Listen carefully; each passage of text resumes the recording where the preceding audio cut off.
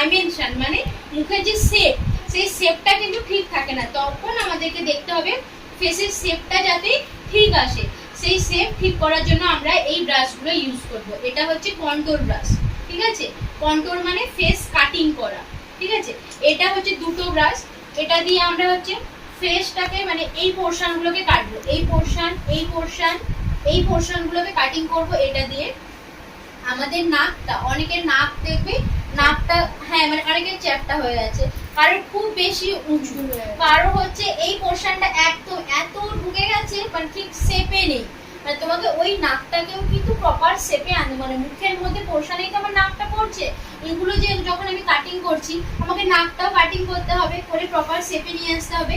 তখন আমরা এই বড় ব্রাশটা দিয়ে তো করতে পারবো না, নাকের আমি কোন খান্ডাতে বসাবো, এই তো অনেক এ হয়ে যাচ্ছে। কন্ট্রোল ব্রাশ বললে বুঝতে পারবে, এটা কিন্তু শুধুমাত্র নোজ কাটিংই তুমি ব্যবহার করতে পারবে।